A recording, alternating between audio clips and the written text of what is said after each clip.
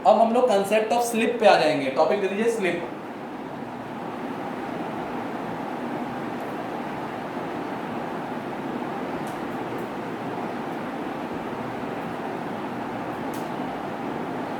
तो नया टॉपिक दे दीजिए स्लिप।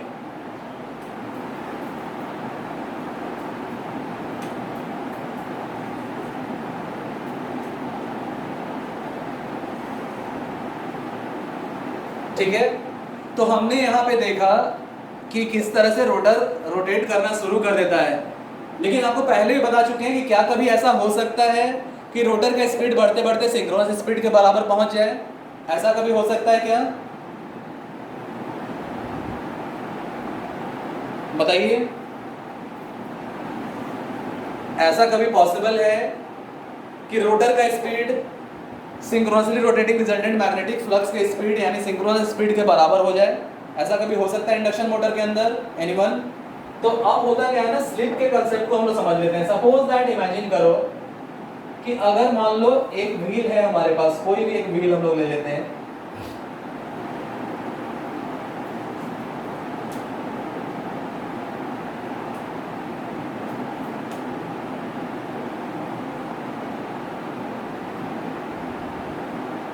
ठीक है, कोई भी एक व्हील ले लिए और व्हील अंदर से हॉलो है, मान लो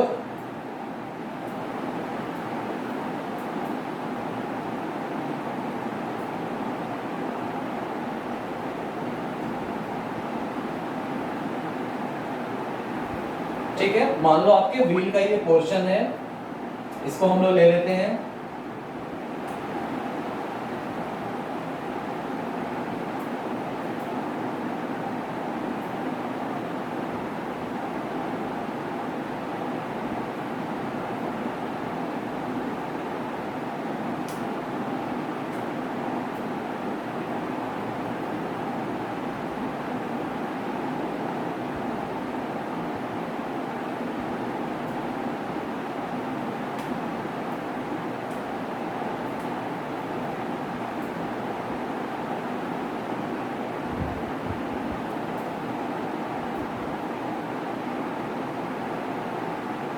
ठीक है, मान लो ये व्हील है, ये सॉलिड व्हील है और बीच में हॉलो पोर्शन है, यानी बीच में ये जगह खाली है।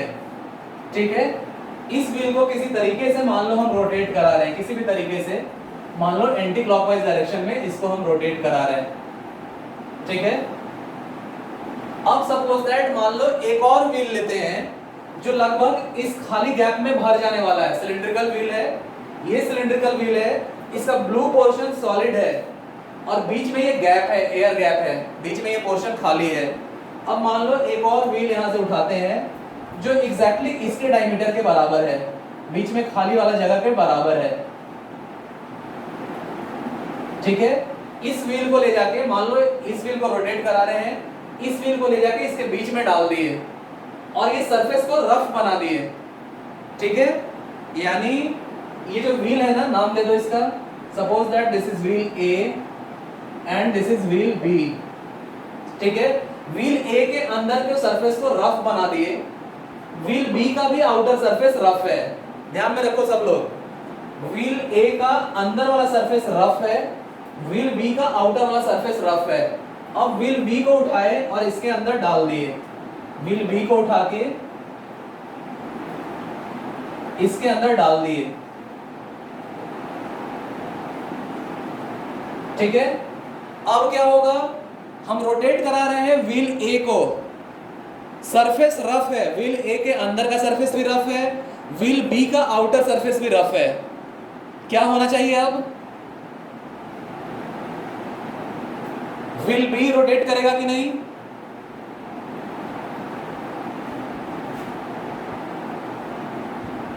व्हील बी रोटेट करेगा कि नहीं? एनीवन? रोटेट करेगा, एग्जैक्टली रोटेट करेगा।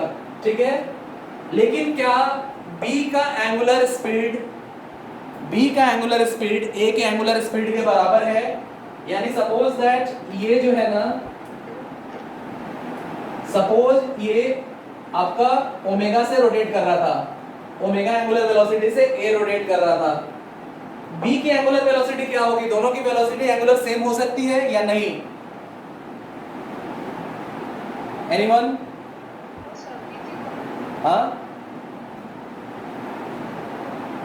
आरती बताओ, आवाज नहीं आ रही है, फिर से बोलो।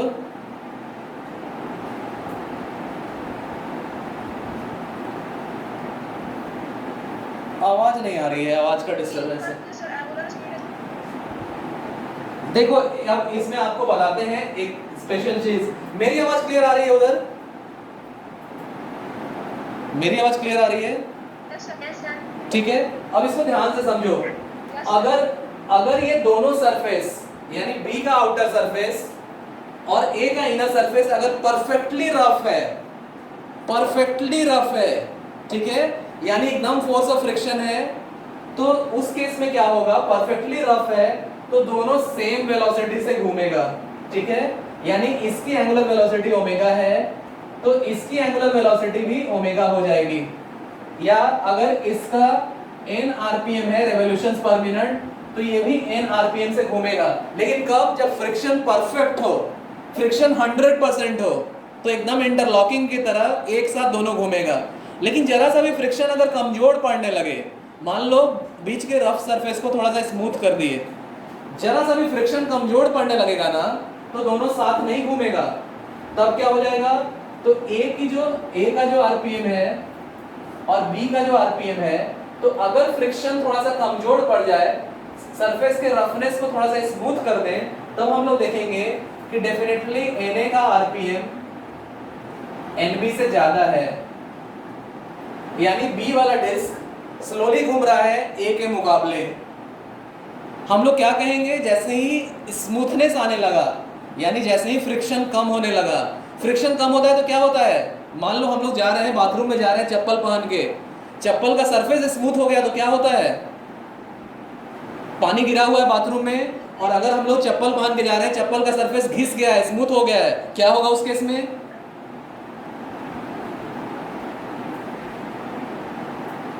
श्वेता आवाज नहीं आ रही है, क्या होगा उस केस में?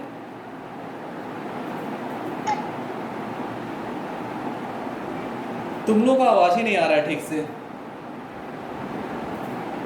स्लिपिंग होगा ना, स्लिप कर जाएंगे ना हम लोग। बाथरूम में अगर हम लोग जाते हैं, चप्पल हम लोगों का घिस चुका है, पानी गिरा हुआ है, तो जाहिर है फ्रिक्शन कम है, हम लोग स्लिप कर जाएंगे। यहां भी क्या है? फ्रिक्शन कम हो रहा है ना, फ्रिक्शन कम हो रहा है तो B की वेलोसिटी अब कम है, A के बराबर नहीं है। यहां भी फ्रिक्शन कम होने से स्लिप कर रहा है ना, B स्लिप कर रहा है, साथ साथ नहीं घूम रहा है, B स्लिप कर रहा है। कंसेप्ट समझ में आ रहा है? हम लोग कहेंगे ना कि B की वेलोसिटी, B का आरपीएम A के बराबर नहीं है। क्यों? क्योंकि फ्रिक्शन कम हो गया है। फ्रिक्शन कम हो गया तो दोनों साथ साथ नहीं घूम रहा है, यानी कहीं ना कहीं B स्लिप कर रहा है A के मुकाबले। कह सकते हैं ऐसा?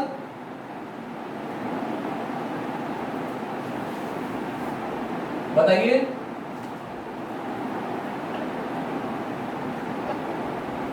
ठीक है, तो यही कंसेप्ट आपके स्लिप का इंडक्शन मशीन में भी होता है।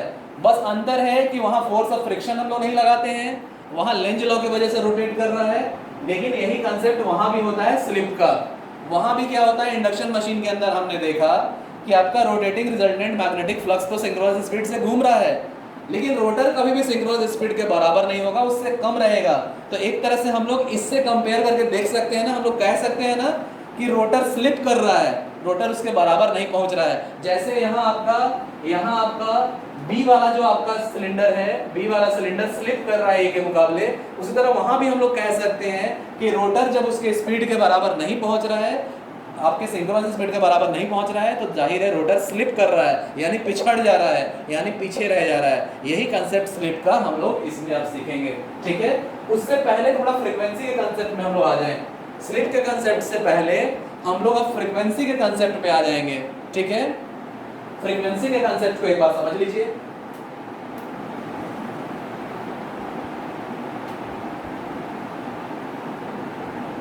फ्रीक्वेंसी के कंसेप्ट को समझने के लिए सपोज दैट, इमेजिन करो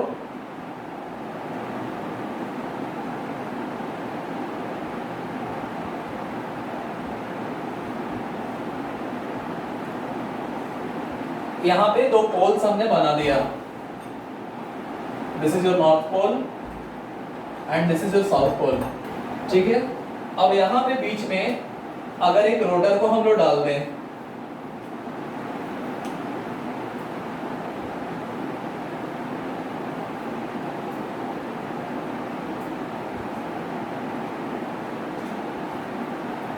ओके, एक कॉइल हम लोग लेते हैं,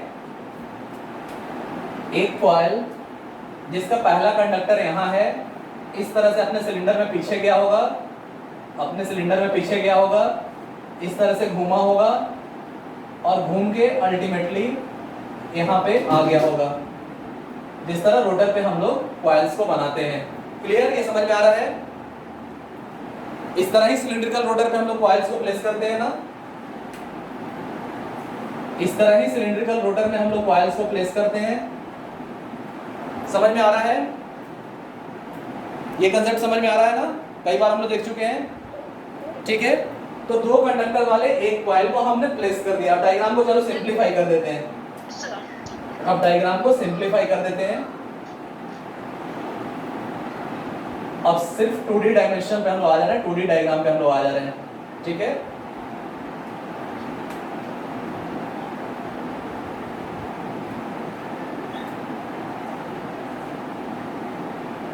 यानी एक कॉइल है जिसका एक कंडक्टर यहाँ है, एक कंडक्टर यहाँ है। अब देखो यहाँ पे इसको अगर रोटेट कराना शुरू करते हैं, हम रोटर को रोटेट कराना शुरू करते हैं एंटी क्लॉकवाइज डायरेक्शन में, ठीक है। कोई भी एंगुलर वेलोसिटी ओमेगा या कोई भी n रेवोल्यूशंस पर मिनट से, आरपीएम से या आरपीएस से, चलो n आरपीएस से अगर रोटेट करा रहे हैं। अब देखो है क्या, जैसे ही ये कॉइल एक रोटेशन कंप्लीट कर लेगा, जैसे ही ये कॉइल एक रोटेशन कंप्लीट कर लेगा और कहां पर, मान लो यहां पे जो आपका फ्लक्स बन गया, ऐसे आपका फ्लक्स बना हुआ है, जीरो ईएमएफ कहां इंड्यूस होगा, जीरो ईएमएफ कहां इंड्यूस होगा, जब कंडक्टर्स आपका कहां पर है तो जीरो ईएमएफ इंड्यूस होगा, बताइए।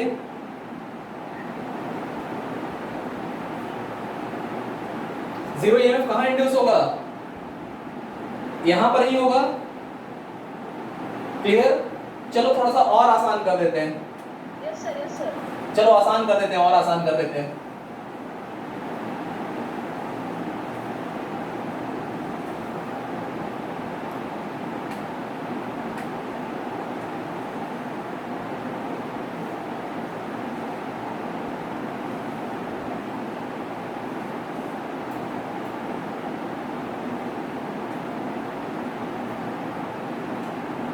लाइन ऑफ फ्लक्स ऐसे बन गया,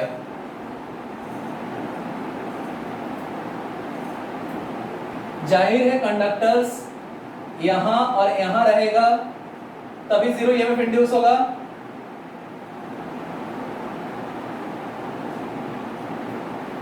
क्लियर, कंडक्टर्स इस पोजीशन में रहेगा तभी जीरो ईएमएफ इंड्यूस होगा। एग्री? आवाज नहीं आ रही है, ठीक है। अब यहां से हम स्टार्ट करते हैं, यहां से हमने स्टार्ट किया, वेव बन रहा है, जीरो ईएमएफ, जैसे जैसे बढ़ते गए मैक्सिमम ईएमएफ, फिर उसके बाद जीरो ईएमएफ, फिर नेगेटिव होके, यानी आपका ऐसे जाके कंप्लीट हो गया एक वेव, ठीक है। इसका मतलब क्या है, अगर हमने 1 रेवोल्यूशन कराया 1 सेकंड के अंदर, सपोज दैट 1 सेकंड में हम घूम के यहां ले गए, मान लो ये कंडक्टर 1 है, ये कंडक्टर 2 है, 1 सेकंड में हम पूरा एक रेवोल्यूशन कर लिया हमने, ठीक है। 1 सेकंड में अगर हमने 1 रेवोल्यूशन किया तो हमारा स्पीड क्या है, 1 आरपीएस। क्लियर, हमारा स्पीड जो है वो 1 आरपीएस है।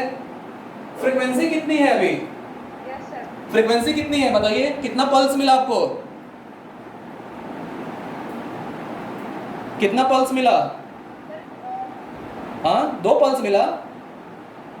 सर 1 एक पल्स मिला, एक कंप्लीट वेव मिला, एक कंप्लीट वेव मिला, तो फ्रीक्वेंसी आपकी हो गई 1 हर्ट्ज।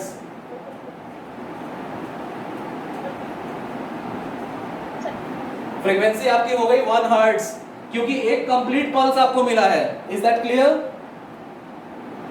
समझ में आ रहा है इतना? Yes sir. ठीक है। अब मान लो 1 सेकंड के अंदर, 1 सेकंड के अंदर 2 बार घुमा दिए रहते, इसको 2 बार घुमा दिए रहते तो 2 पल्स मिलता। ठीक है, 1 सेकंड के अंदर 2 बार अगर घुमा दिए रहते तो उस केस में आपका एन क्या बन जाता? 2 आरपीएस।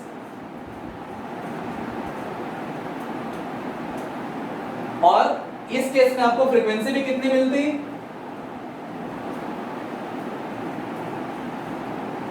समझ में आ रहा है?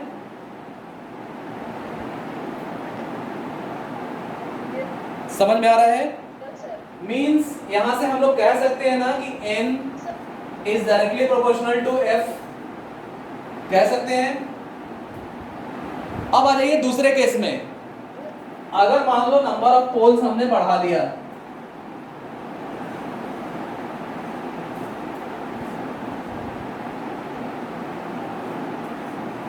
अगर नंबर ऑफ पोल्स हमने बढ़ा दिया नॉर्थ साउथ,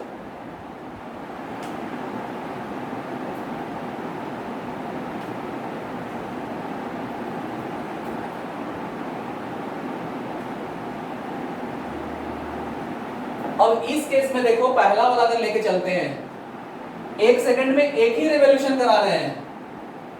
ठीक है, इस केस में 1 सेकंड में एक ही रेवोल्यूशन करा रहे हैं, एक ही रेवोल्यूशन, लेकिन आपको वेव कितना मिलेगा? आपको कितना कंप्लीट पल्स मिलेगा? 2 पल्स मिलेगा। तो इस केस में क्या हो जा रहा है?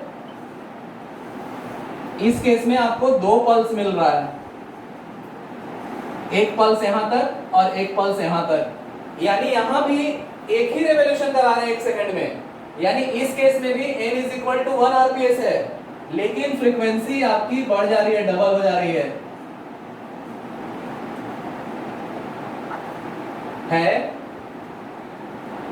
क्लियर है? यानी हमने पोल्स बढ़ाया तो फ्रीक्वेंसी इंक्रीज कर गई, हमने पोल्स बढ़ाया तो फ्रीक्वेंसी इंक्रीज कर गई। समझ में आ रहा है? मीन्स हम लोग कह सकते हैं ना, yes sir. Frequency is proportional to poles.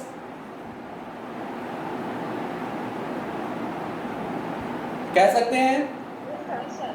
अब देखो मतलब समझो, अब सबसे इंपॉर्टेंट कंसेप्ट अब आ रहा है। ठीक है, सबसे इंपॉर्टेंट कंसेप्ट अब आ रहा है। अब आ जाते हैं वापस से डबल पोल वाले मशीन पे।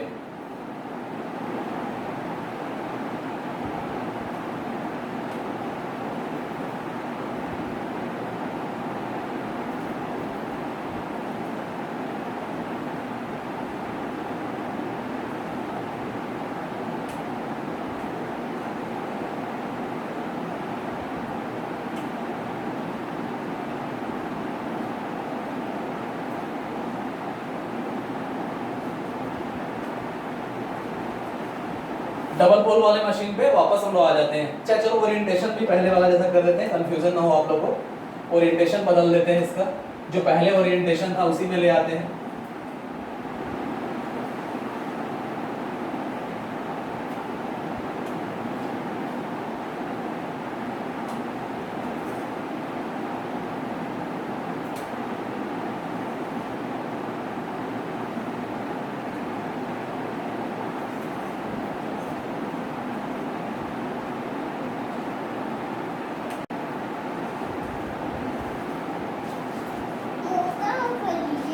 हाँ, रुक जाओ बेटा।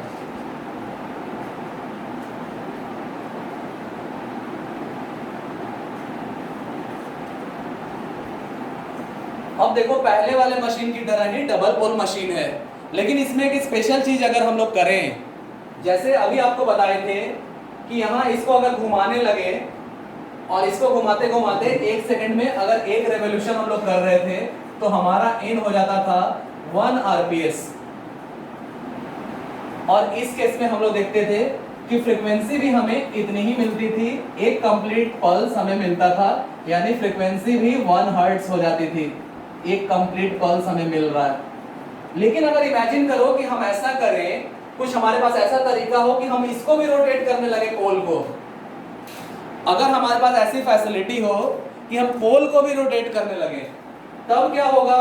ये जैसे स्पीड से घूम रहा है, अभी हम लोग 1 आरपीएस से घुमा रहे हैं, यानी 1 सेकंड में 1 रेवोल्यूशन करता है। इसको भी अगर उसी डायरेक्शन में घुमाने लगे, इसको भी उसी डायरेक्शन में, पोल को भी उसी डायरेक्शन में घुमाने लगे 1 आरपीएस से, फिर क्या होगा? वीडियो ऑन कर लीजिए सब लोग, वीडियो ऑन कर लो। बताइए क्या होगा अब? रोटर जिस स्पीड से घूम रहा है 1 आरपीएस से, यानी 1 सेकंड में 1 रेवोल्यूशन, अगर हम पोल्स को भी उसी स्पीड से उसी डायरेक्शन में घुमाने लगे, तब क्या होगा?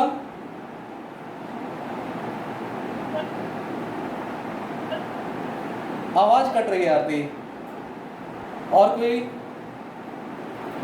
तुम लोग का आवाज ही नहीं आ रहा है इधर ठीक से, डिस्टर्ब हो रहा है आवाज। हाँ बोलो बोलो फिर से बोलो, क्या होगा इस केस में? सर बोल रहे थे।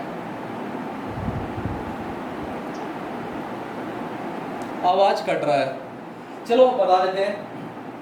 तो जाहिर है जिस रेट से ये घूम रहा है ना, इसी रेट से घूमे तो कोई rate of change of flux linkage होगा ही नहीं, नतीजा होगा कोई भी ईएमएफ नहीं इंड्यूस होगा। समझ में आ रहा है? कोई ईएमएफ नहीं इंड्यूस होगा, क्योंकि हर बार ये जितना घूमेगा ना, अगर इसके केस को देख लो, मान लो 45 डिग्री या 30 डिग्री में हम चेक कर रहे हैं, 30 डिग्री ये घूमा, 30 डिग्री ये भी घूमा, क्योंकि दोनों साथ साथ घूम रहा है। तो अगर 30 डिग्री दोनों घूमा भी ना,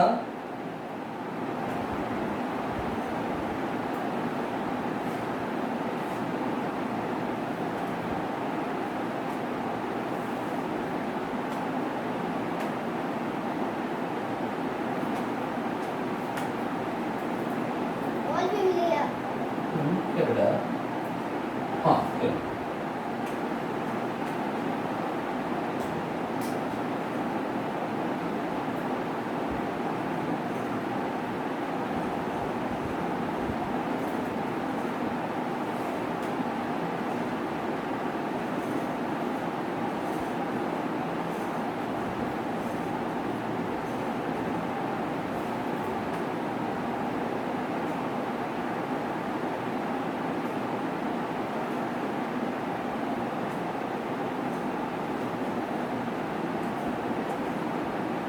तो देखो जितना ये घूमा उतना ही ये घूम गया, फिर भी आपका कंडक्टर उसी पोजीशन पे है जहां जीरो ईएमएफ इंड्यूस होता है।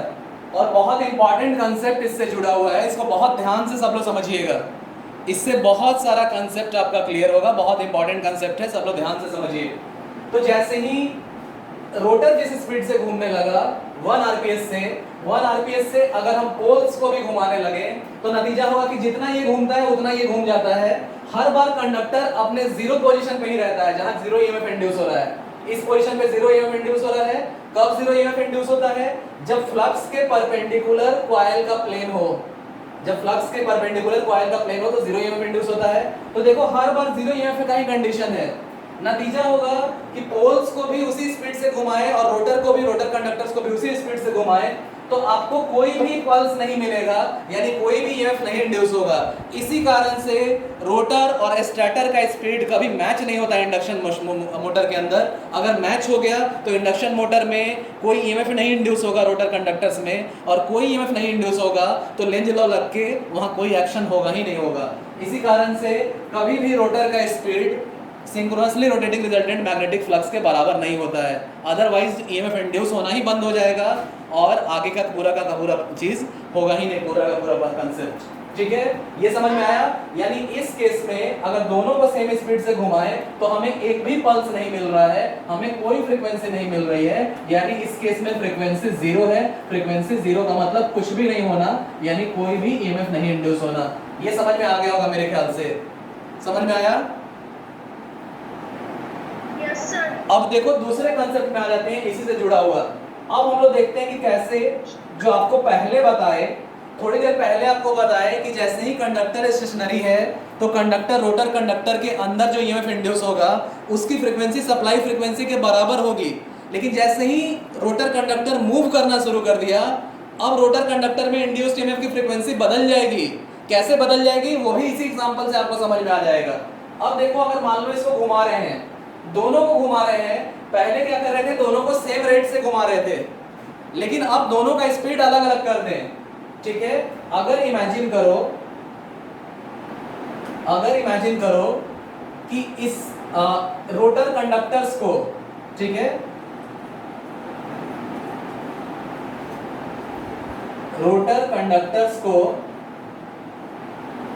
अगर मान लो हम 2 आरपीएस के स्पीड से घुमाएं,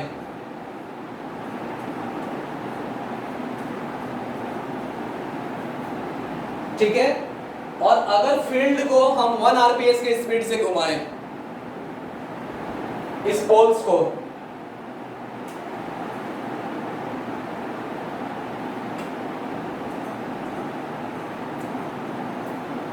मान लो पोल्स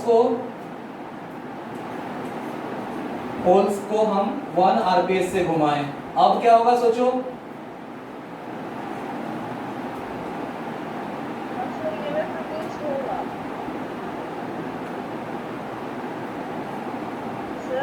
हाँ बोलो।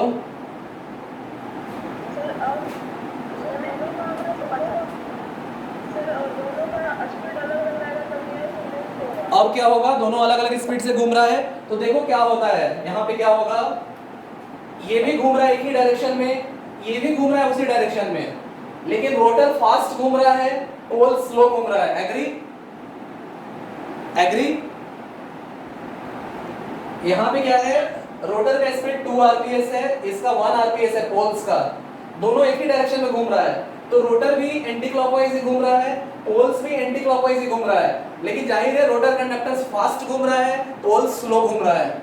नतीजा होगा कि अब एक रेवोल्यूशन, जैसे मान लो एक रेवोल्यूशन रोटर कंडक्टर ने कंप्लीट कर लिया, तब तक वो कहाँ है, तब तक पोल्स कहाँ होगा, तो पोल्स ने हाफ रेवोल्यूशन कंप्लीट किया। मतलब समझो बहुत ध्यान से, इसने एक रेवोल्यूशन कंप्लीट कर लिया, पोल्स ने हाफ रेवोल्यूशन कंप्लीट किया। क्लियर? समझ में आ रहा है? जब ये 2 रेवोल्यूशन कंप्लीट कर लेगा, तब पोल्स ने कितना रेवोल्यूशन कंप्लीट किया, एक रेवोल्यूशन कंप्लीट किया। अब देखो कितना पल्स मिलना चाहिए आपको,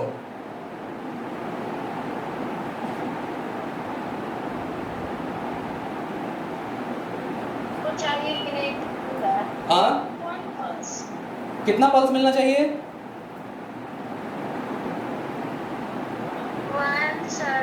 1 पल्स मिलना चाहिए। कंफर्म? सोच के बताओ।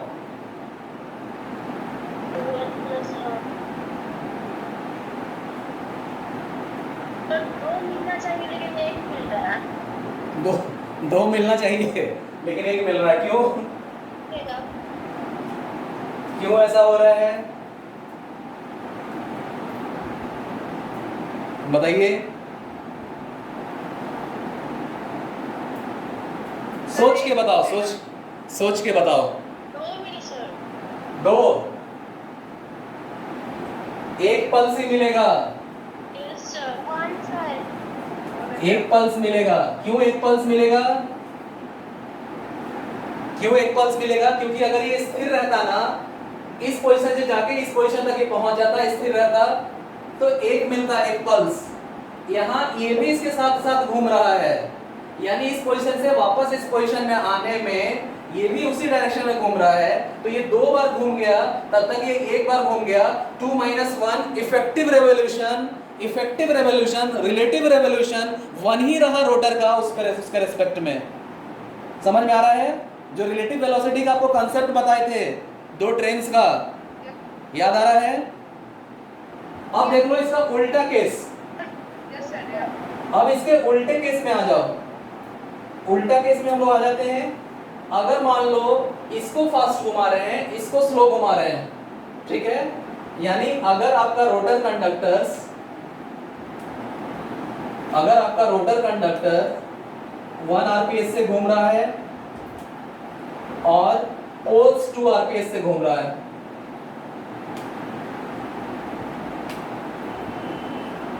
पोल्स 2 आरपीएस से घूम रहा है, अब क्या होगा? तो डेफिनेटली पोल्स फास्टर मूव कर रहा है, रोटर कंडक्टर स्लोअर मूव कर रहा है। ये देखो आपके इंडक्शन मशीन का केस आ गया। इंडक्शन मशीन में क्या होता है? फील्ड आपका रोटेट कर रहा है जस्ट उस तरह से जैसे परमानेंट मैग्नेट को लगा के सिंक्रोनस स्पीड से रोटेट कराते ना, उसी तरह से एक्चुअल में चीजें होती हैं। इंडक्शन मशीन के अंदर फ्लक्स रोटेट कर रहा है, तो जैसे मान लो कि परमानेंट मैग्नेट को लगा के हम रोटेट करा रहे हैं सिंक्रोनस स्पीड से, एकदम इक्विवेलेंट हो गया। जैसे मान लो इंडक्शन मशीन के अंदर, इंडक्शन मशीन के स्टार्टर पे रिजल्टेंट मैग्नेटिक फ्लक्स बन गया, आपको पता है कितने का बनता है? तो 1.5 m मैग्नीट्यूड का। और ये कैसे घूम रहा है? सिंक्रोनस स्पीड से घूम रहा है। अगर मान लो दूसरा कोई और मोटर हम ले लें, कोई और मोटर, ये इंडक्शन मोटर नहीं है, कोई और मोटर ले लिए यहाँ पे क्या किए? परमानेंट मैग्नेट से इतना ही फ्लक्स क्रिएट कर दिए, इस फ्लक्स का मैग्नीट्यूड भी मान लो इतना ही क्रिएट कर दिए, 1.5 m क्रिएट कर दिए, और इसको मशीन से हम रोटेट करा रहे हैं सिंक्रोनस स्पीड से, इस पोल्स को।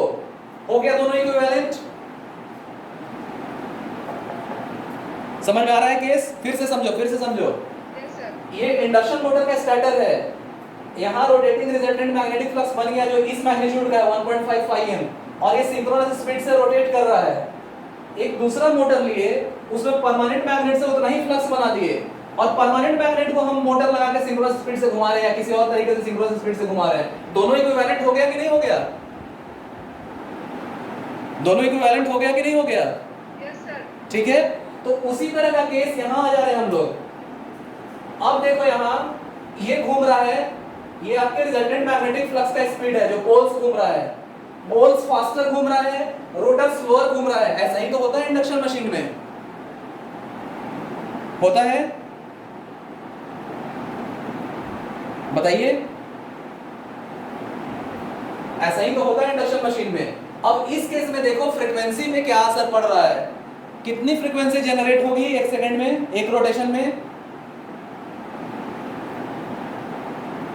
रोटर के एक रोटेशन में कितनी फ्रीक्वेंसी जनरेट होगी?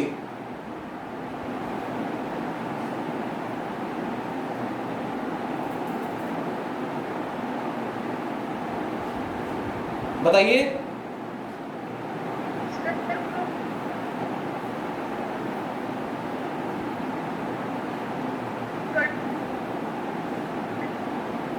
देखो एक सेकंड का अगर टाइम लेके चलते हैं ना, तो एक सेकंड में इसने एक रेवोल्यूशन कंप्लीट कर लिया, और एक सेकंड में इसने 2 रेवोल्यूशन कंप्लीट कर लिया। नतीजा हुआ कितनी फ्रीक्वेंसी मिलेगी? अब सोच के बताना। 1 मिलेगा, सोच के बताओ। देखो ये यहां से स्टार्ट हुआ, एक रेवोल्यूशन करके यहां पहुंच गया, इस बीच में इसने 2 रेवोल्यूशन कंप्लीट कर लिया। कितना आएगा? कितना पल्स निकलेगा बताइए? 2 कैसे होगा? सोचो, 2 - 1 होगा हमेशा ना, 2 - 1 होगा ना हमेशा, तो 1 होगी ना फ्रीक्वेंसी, ठीक है? तो इसके रेवोल्यूशन की फ्रीक्वेंसी, इसके रेवोल्यूशन की फ्रीक्वेंसी सप्लाई फ्रीक्वेंसी है। पोल्स के रेवोल्यूशन की फ्रीक्वेंसी अगर सप्लाई फ्रीक्वेंसी है, तो देखो मूव करने के कारण कंडक्टर की फ्रीक्वेंसी कितनी हो गई? कंडक्टर में इंड्यूस होने वाले करंट की फ्रीक्वेंसी कितनी हो गई? कम हो गई।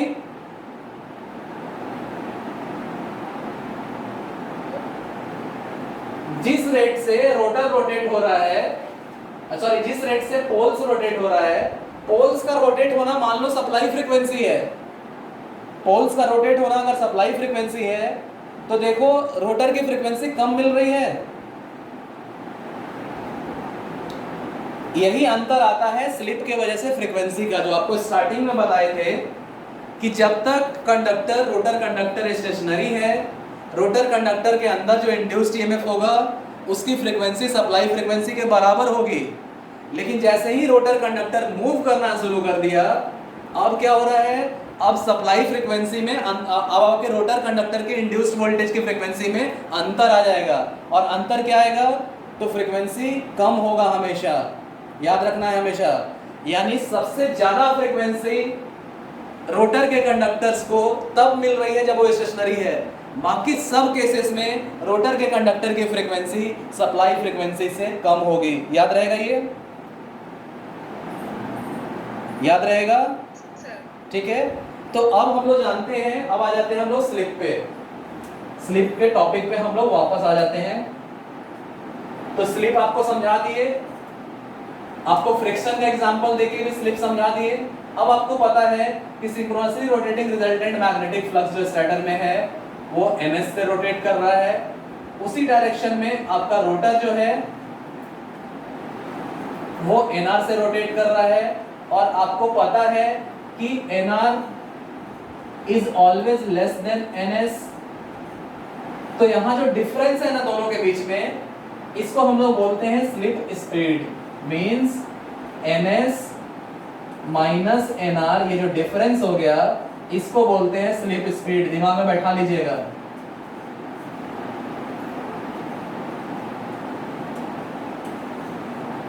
और जैसे ही इसको कंपेयर कर देंगे सिंक्रोनस स्पीड से, वो बन जाएगा स्लिप। यानी इसी को जब कंपेयर कर देंगे ns माइनस nr और कंपेयर कर दिए ns से, तो ये बन गया आपका स्लिप, जिसको हम लोग S से इंडिकेट करते हैं। याद रहेगा, ये स्लिप स्पीड है, ये स्लिप है।